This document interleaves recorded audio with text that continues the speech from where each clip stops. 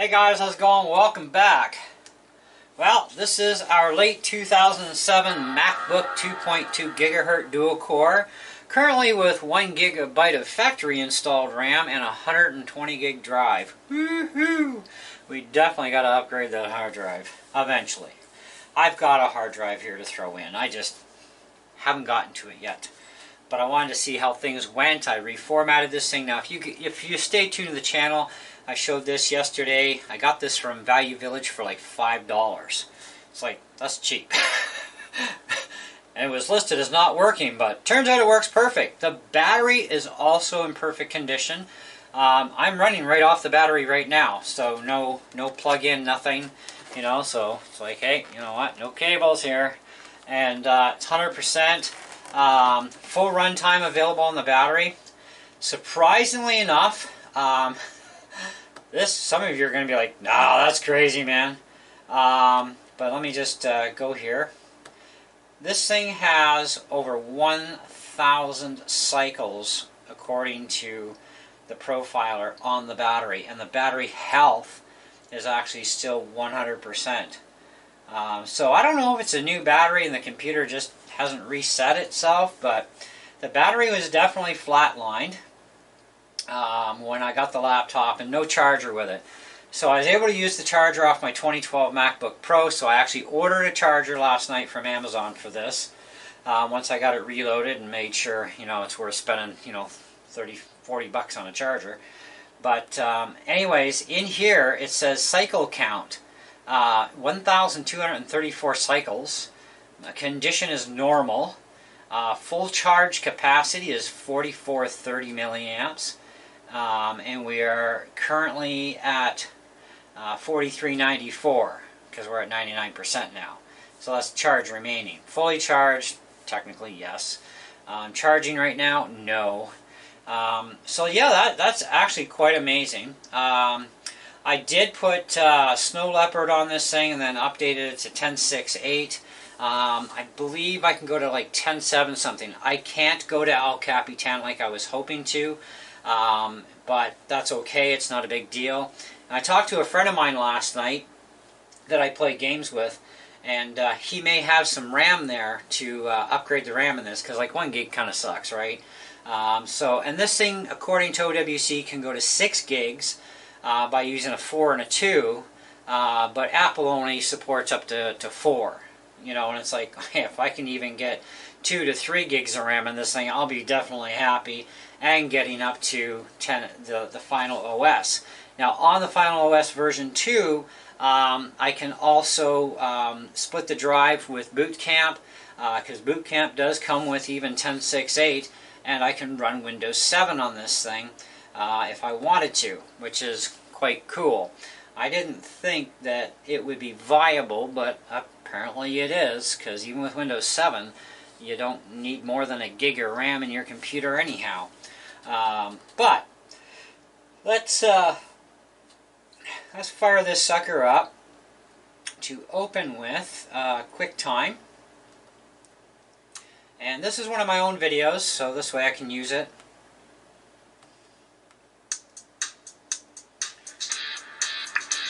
So the volume is full blast. The picture quality is actually really good on this thing, considering the year of it. Hey guys, how's it going? Welcome back, and welcome to Random Madness. Now, I don't know how well you're going to hear it, but that is full blast.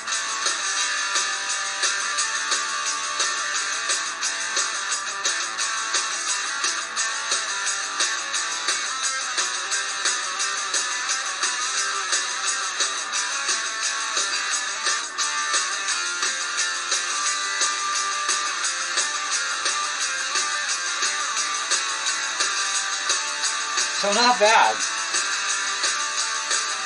Now, as far as the onboard camera goes, it is an iSight camera, so we're looking at probably 480p tops. It's not going to be much better than that, but it actually does work really well. So if we fire our QuickTime player, we can do a little movie recording. And as far as picture quality goes, I mean, you know, the more lighting you have, the better. But from what I'm looking at, even with really good lighting in here right now, I can see the grain in the picture. So I obviously know this is at least a 480p kind of camera, which is fine. But we also have this little tab here. We can go down. And, oh, we do have quality to maximum. So let's see what we get. So let's just record a little piece here and see what happens. So we can see it's the vocals are recording. We're doing well. I got picture, and we're going to stop.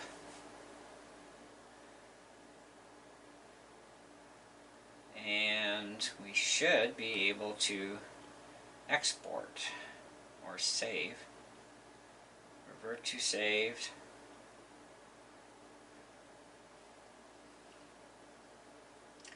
So under this old version of QuickTime, save for web, well, let's hit save as. Format, movie. Yep, HD 480p. That's what I figured. So let's go 480p. And we're going to put this on the desktop. And we're going to click save. And now it's exporting. So that's how you go export with this old version of QuickTime. It's been a while since I ran an OS this old. Okay, so we're done. And we hit quick. Now let's fire it up and we should go, yep, right into QuickTime. And there we go. Let's play. So let's just record a little piece here and see what happens. We can see it's the vocals are recording. We're doing well. I've got picture. It's not bad. You know, I mean, it works. Can't deny that. It works really well. So that's pretty cool. I mean, for a 480p camera too, I mean, it does a pretty decent job. The only thing I can say that really kind of annoys me about this laptop is you do have kind of like this left and right clicker thing, but there's no setting for the trackpad that can actually make this side right-sided and this left. It's kind of like both the same, and you've got to kind of like use two fingers in place, like of a tap, in place of using the key switch for this, right? And then whatever you want, you just kind of select, like get info, right? But that does kind of annoy me, but that's okay. It's not a break it deal. You know what I mean? It's the way it's designed, right? But otherwise, as far as games go, I do have the Marathon Trilogy with extras, including Pathways into Darkness. Cool game, by the way. But Marathon's a game that runs on OS 9 or OS 10. I've actually got it on my G4 as well. But I love this game. I had so much fun with this game, you know, when I was much younger, so long time ago. But it's a really cool game, and it does work actually best with having mouse and keyboard. So while the game's booting up here, let's get out our little $4 mouse.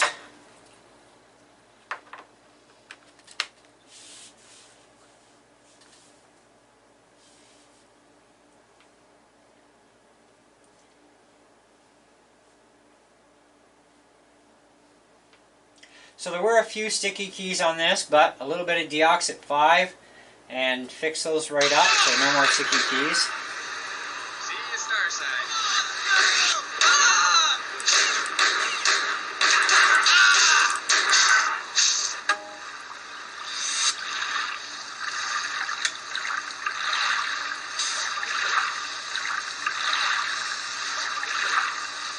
The mouse is really fast on this game. I gotta figure out another way to slow it down a lot more.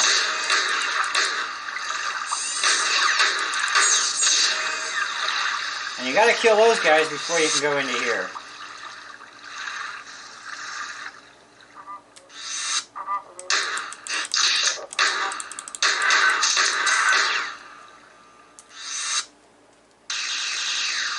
Oh, more ammo and stuff.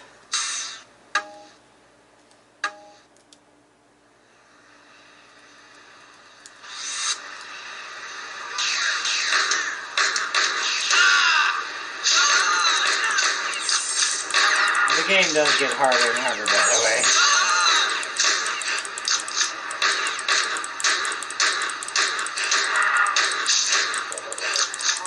And eventually you can get better weapons as well.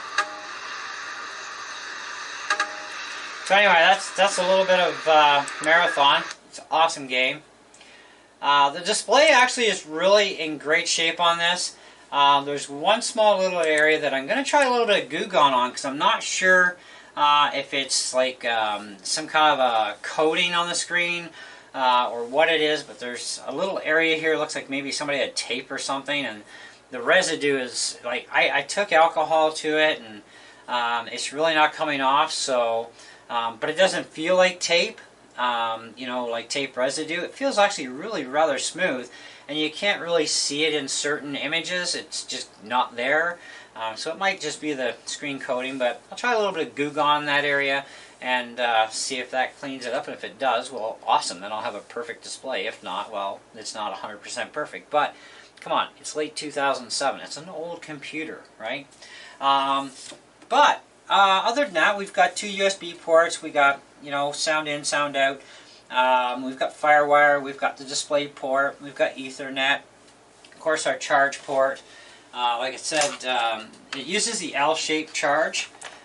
So you just pop it right on, MagSafe, and away you go. And so now it's actually red. It's going to put a charge in it, but even with that little amount of time we're running, you know, it didn't really tear down on the battery. And I do not use battery saving features on any laptop, you know. I hate battery saving, so I just turn all that stuff off. But and that does, you know, reduce battery runtime when you do that, but the way I look at it, I don't really care, you know. So oh, excuse me. Sorry, guys. So we got mouse capability here. Because we have a mouse plugged in, we can just like kind of like really bog that down.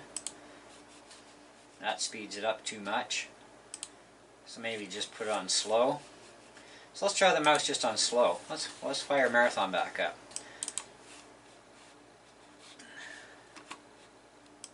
Yep, that definitely slows you down. Hopefully it slows down enough in Marathon to make it a little more controllable to my liking.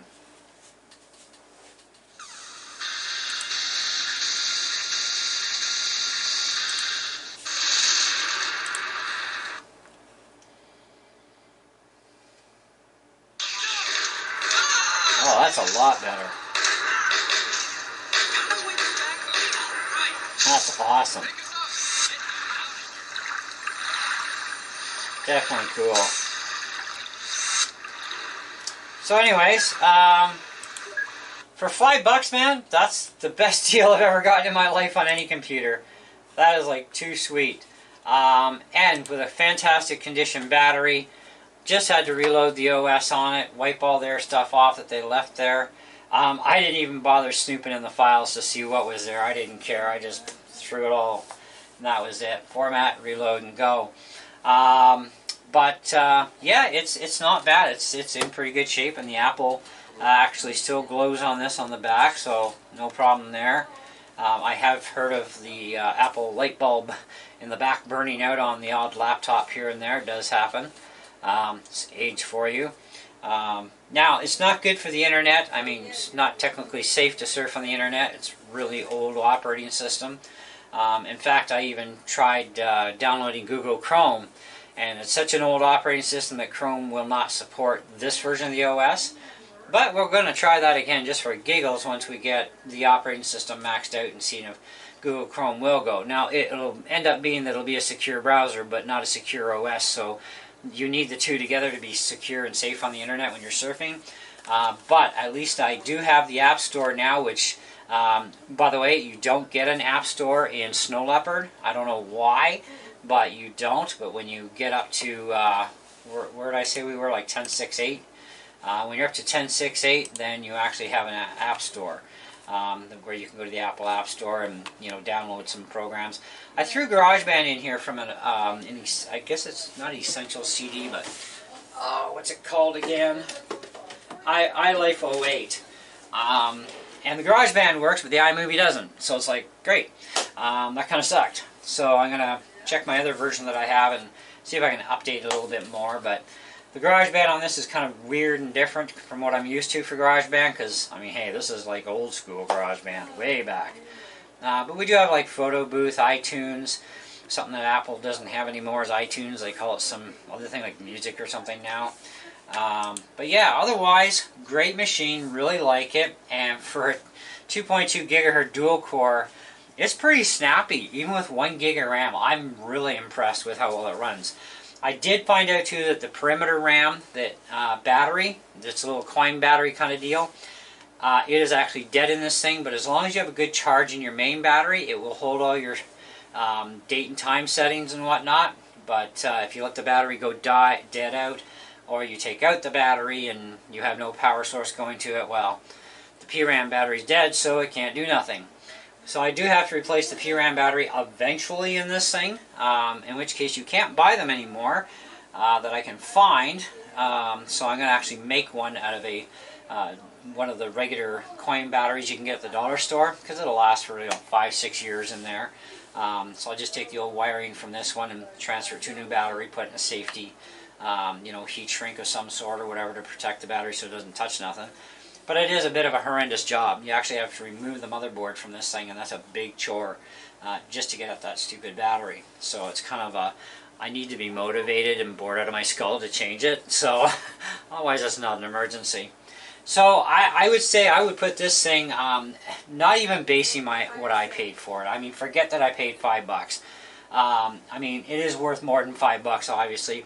But I would say for what it is capable of doing nowadays, what it was capable of doing back in the day, I would definitely give this thing a good strong 4 out of 5, But that trackpad really does annoy me that I have to use like 2 fingers, to get that menu up instead of a right click, left click kind of deal. That does annoy me, because with the mouse, I can do what I want, right? But the trackpad kind of works different. It's kind of weird. But other than that, I mean, the thing is fine. I have no qualms. Even the CD burner in this thing works absolutely perfect. I have no issues with it. It's working great, so I'm happy with that too. So I said that was a good $5 well spent. According to everymac.com, and don't take their prices as gold because they're always way out, but they currently value this machine between $100 to $150 US. Now, of course, that is based upon condition and whether it's an original charger with it or a third-party charger, that sort of thing, and overall condition of the computer.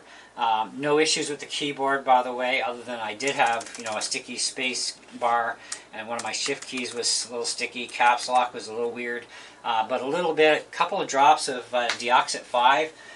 If you're not sure what that stuff is, this is Deoxit D5. And just a little spray into each one of those, wipe off the excess, clean it off, and voila, the keys are back to normal and not one of the keys stick. They all work absolutely perfect, so which is good. And there is a built-in testing program too. It's called Show Keyboard Viewer, and you can go through every single key to verify that they all work, which is kind of nice. So, and it makes a good backup keypad, so if something does go wrong with a key and you don't have a spare keyboard with you, you can actually just, type using your mouse, which also can work fine. Anyways, that's it. That's all I got for you. Thanks for watching, and we'll catch you on the next one.